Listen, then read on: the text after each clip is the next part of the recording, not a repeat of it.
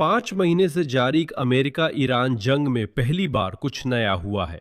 फारस की खाड़ी की दो छोटी अरब राजशाही कुवैत और बहरीन ने पहली बार खुद ईरान पर हमला किया है। उन्होंने गुप्त रूप से लड़ाकू विमानों से ईरान के सैन्य ठिकानों पर हमला किया और यही इस युद्ध का एक महत्वपूर्ण मोड़ है। अब तक ये दोनों देश सिर्फ पीड़ित थे, उन पर लगातार हमले होते रहे, लेकिन वे चुप रहे। अब उन्होंने हद पार कर ईरान पर जवाबी हमला किया है और ये सब कुछ नहीं है। इस हमले के पीछे, पर्दे के पीछे संयुक्त अरब अमीरात है, जिसने खुफिया जानकारी दी और हवाई कवर प्रदान की। यानी अब बात किसी एक देश की नहीं, बल्कि ईरान के खिलाफ उभरते हुए अरब राजशाही गठबंधन की है। फिर से बहरीन और कुवैत ने वायुसेना भेजकर सीधा हमला किया। यह हमला ईरान पर था। अमीरात ने इस ऑपरेशन का समन्वय खुफिया जानकारी और हवाई कवर के जरिए किया और साथ ही यही देश अब पूरे क्षेत्र की ऊर्जा व्यवस्था को तेजी से बदल रहे हैं। होर्मुज जलडमरू मध्य को बाईपास करने के लिए पाइपलाइनें बना रहे हैं ताकि किसी तरह ईरान के हमले से बच सकें। तो इस एपिसोड में हम दोनों प्रक्रियाओं को विस्तार से समझेंगे क्योंकि वे आपस में जुड़ी हैं, और चर्चा करेंगे कि ईरान के खिलाफ युद्ध कितना फैल रहा है। तो मैं ईरान पर हुई वाकई ऐतिहासिक हमले से शुरू करता हूं। वॉल स्ट्रीट जर्नल की रिपोर्ट के अनुसार जुलाई की शुरुआत में ही बहरीन और कुवैत की वायुसेना के लड़ाकू विमान रात के समय गुप्त रूप से आसमान में उठे और ईरानी क्षेत्र में कई हवाई हमले किए। दोनों देशों के लिए यह तेहरान पर पहला सीधा जवाबी सैन्य हमला था। लक्ष्य क्या थे? अखबार के सूत्रों के अनुसार हमले ड्रोन और मिसाइलों के भंडारण गोदामों के साथ साथ अन्य सैन्य ठिकानों पर किए गए थे। यानी हमला उन्हीं चीजों पर हुआ जिनसे ईरान हमला करता है, ड्रोन और मिसाइल भंडार पर। मैं बताना चाहूंगा कि कुवैत और बहरीन इस वक्त ईरान के हमलों से सबसे ज्यादा प्रभावित हैं क्योंकि वहां अमेरिकी सैन्य ठिकाने हैं। लेकिन इस गुप्त ऑपरेशन की सबसे अहम बात है यूएई की भूमिका।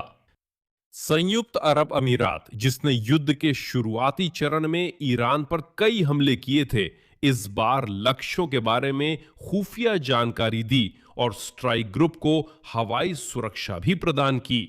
यानी अमीरात आयोजक और निशानदेही करने वाले बने, जबकि कुवैत और बहरीन ने इस ऑपरेशन को अंजाम दिया। वॉल स्ट्रीट जर्नल इस तथ्य के महत्व के बारे में यह कहता है, इस एक ही ऑपरेशन के तहत 3 देशों बहरीन, कुवैत और संयुक्त अरब अमीरात का एक साथ सहयोग करना ईरान का मुकाबला करने के लिए अरब देशों के बीच बन रही एक नई गठबंधन का संकेत देता है। पहले सब अकेले बचाव करते थे, अब वे मिलकर काम कर रहे हैं, जो क्षेत्र के लिए जरूरी है। दिलचस्प है कि बहरीन और कुवैत की सरकारें इन हमलों की न पुष्टि करती हैं न ही इनकार। इन तीनों फारस की खाड़ी देशों ने ऐसा रुख क्यों लिया है? यह जानना जरूरी है कि इन तीनों फारस की खाड़ी देशों ने ऐसा क्यों किया, जैसे सऊदी अरब ने क्यों नहीं किया। मुझे लगता है कि फारस की खाड़ी के देश अब समझने लगे हैं कि यह युद्ध अभी कुछ समय तक और चलेगा। इसका मतलब है कि अब उन्हें ईरान का सीधे सामना करना होगा, सिर्फ इंतजार से काम नहीं चलेगा। मुझे लगता है यही असली मुद्दा है। वॉल स्ट्रीट जर्नल लिखता है, महीने की शुरुआत में हुए हमलों ने दिखाया कि अरब देशों को अब और तीखे तौर पर महसूस हो रहा है कि वे एक लंबे संघर्ष में खींचे जा रहे हैं। 5 महीनों तक ये राजशाही देश उम्मीद कर रहे थे कि वे सिर्फ अमेरिकी सैन्य ठिकानों के लिए जगह बनकर खुद को बचा पाएंगे, लेकिन ईरान उन पर लगातार हमले करता रहा चूंकि वहां अमेरिका के सैन्य ठिकाने थे। एक समय ऐसा आया जब सहना मुश्किल हो गया। मैं आपको संदर्भ याद दिला दूं जिससे समझ सकें वे किस बात का बदला ले रहे थे। ये रहे बहरीन, कुवैत, अमीरात। हाल ही में 19 या 20 जुलाई को कुवैत में ईरानी हमले की वजह से एक पावर स्टेशन और पानी की डीसैलिनेशन प्लांट में आग लग गई थी। 20 जुलाई को ईरान ने बहरीन और कुवैत में अमेरिकी ठिकानों पर हमले किए और तब से वो हर रात इन देशों पर हमला कर रहा है। और अमीरात पर भी हमले हुए, दुबई रुक गया था, एयरपोर्ट पर भी हमला हुआ था वगैरह। ईरान महीनों से इन देशों को निशाना बना रहा था और आखिरकार उन्होंने जवाब दिया। तेहरान की प्रतिक्रिया अनुमानित थी।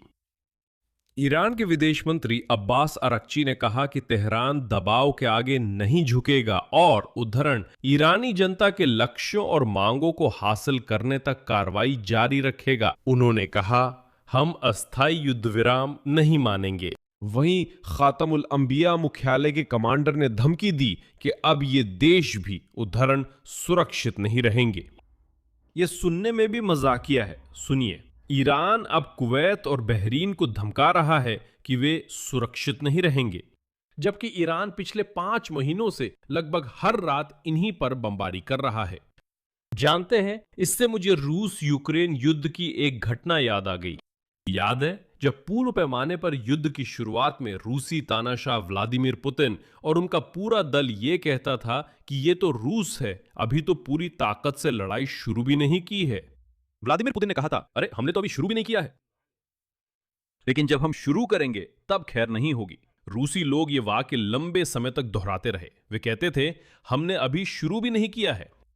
अब रूस में कई तेल रिफाइनरियों में आग लग रही है। वाइल्डबेरीज के गोदामों में आग लगी है। क्रीमिया में बिजली और पेट्रोल नहीं है और वो पूरी तरह अलग थलग है। यूक्रेनी ड्रोन ने काले सागर में रूसी बंदरगाहों को पंगु कर दिया है और अब उरल पार कर कास्पिस्क के जहाजों पर भी हमला कर रहे हैं। तो क्या रूस ने अब तक सच में लड़ाई शुरू नहीं की, या फिर ये कुछ और है? हाटम अल अलंबिया कमांड का बहरीन और कुवैत पर बयान भी ऐसा ही है। वे कहते हैं, अब तुमने हम पर हमला करने की हिम्मत की, अब सुरक्षित नहीं रहोगे, जबकि तुम 5 महीने पहले से ही उन पर बमबारी कर रहे थे। और इसी सब के बीच इजरायल में अमेरिकी दूतावास ने एक बार फिर अमेरिकी नागरिकों से अतिरिक्त सतर्कता बरतने और चौकस रहने की अपील की है। संभावित उड़ान रद्द होने, हवाई क्षेत्र बंद होने और अन्य बाधाओं के लिए तैयार रहने को कहा है। अब इस अंक का दूसरा उतना ही महत्वपूर्ण हिस्सा, क्योंकि अरब देश न केवल जवाबी कार्रवाई करने लगे हैं, बल्कि इस युद्ध के अनुसार खुद को ढाल भी रहे हैं। और इसे सबसे अच्छे तरीके से पूर्व व्हाइट हाउस मध्य पूर्व समन्वयक ब्रेट मैकगॉर्क ने CNN के लिए एक विश्लेषणात्मक कॉलम में बताया है। वो व्यक्ति जिसने 4 अमेरिकी राष्ट्रपतियों के कार्यकाल में सेवा दी, बुश, ओबामा, ट्रंप और बाइडेन। आइए उसके लेख को विस्तार से समझते हैं, क्योंकि वो बताता है कि पूरा क्षेत्र अभी किस दिशा में जा रहा है। मुख्य विचार मैकगॉर्क का ये है, ईरान ने होर्मुज जलडमरू मध्य को एक हथियार में बदल दिया है और अब उसके पड़ोसी इस पर काम कर रहे हैं कि इस जलडमरू मध्य को पूरी तरह से नजरअंदाज कर दें। उसके लिए लड़ाई ना करें, बल्कि कहें, जा, तेरे साथ जो होना है हो, तू रख ले, हम कुछ और करेंगे। पूरे मध्य पूर्व में सरकारें और ऊर्जा कंपनियां पाइपलाइनों, बंदरगाहों और परिवहन गलियारों के निर्माण को तेजी से आगे बढ़ा रही हैं। इन्हें ऐसे डिजाइन किया गया है कि तेल, गैस और सामान होर्मुज जलडमरू मध्य को बाईपास करके जाएं। मैकगॉर्क द्वारा गिनाई गई खास परियोजनाओं पर नजर डालें। और संयुक्त अरब अमीरात के पास हार्मुज जलडमरू मध्य के दक्षिण में एक बंदरगाह और पाइपलाइन है जो विश्व बाजारों को आपूर्ति करती है। वह रोज करीब 2 मिलियन बैरल से थोड़ा कम है। अमीरात ने एक व्यापक विस्तार कार्यक्रम की घोषणा की है और वे इस क्षमता को 2027 के अंत तक दुगुना करने की योजना बना रहे हैं, जिससे ये 3.6 मिलियन बैरल प्रतिदिन हो जाएगी। आगे इराक और सीरिया है। पिछले हफ्ते इराक के नए प्रधानमंत्री ने व्हाइट हाउस का दौरा किया और सीरिया के साथ समन्वय में अमेरिकी तेल कंपनियों से दर्जनों अरब डॉलर के नए निवेश की घोषणा की।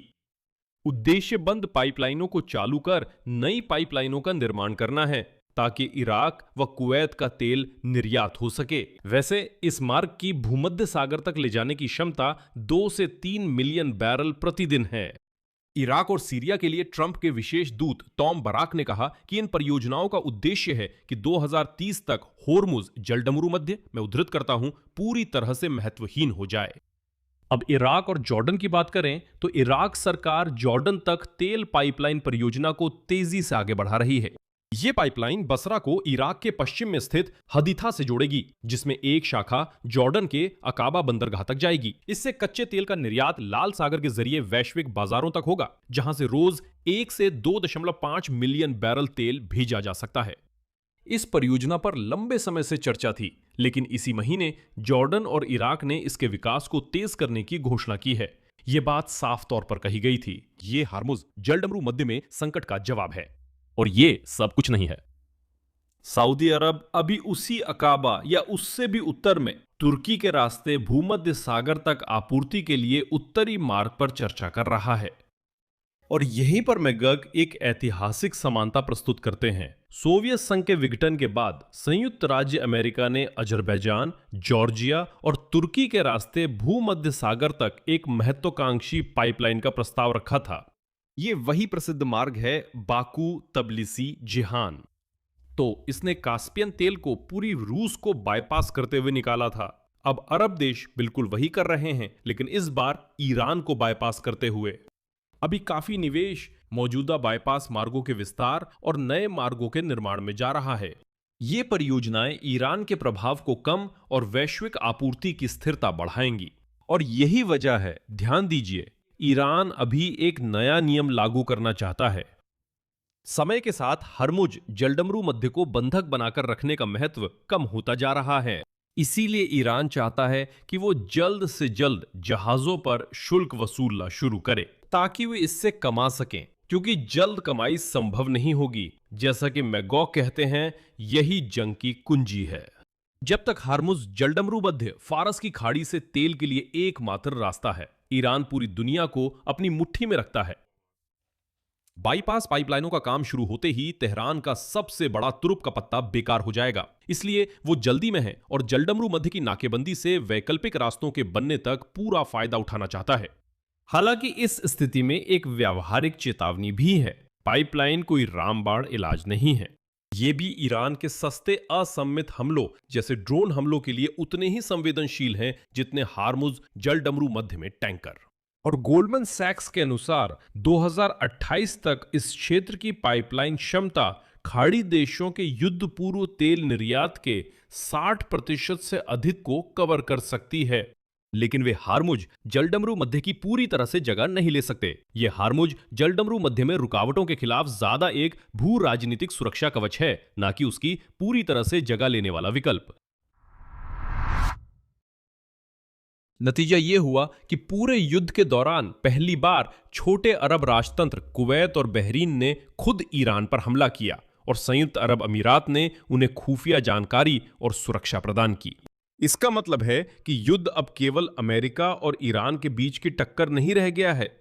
क्षेत्र के देश भी इसमें शामिल हैं और तेहरान के खिलाफ अरब गठबंधन बन रहा है। 5 महीनों तक ये देश निशाना बने रहे और अब वे इसमें भागीदार बन गए हैं। इसी दौरान पूरा क्षेत्र भी नई हकीकत के हिसाब से खुद को ढाल रहा है।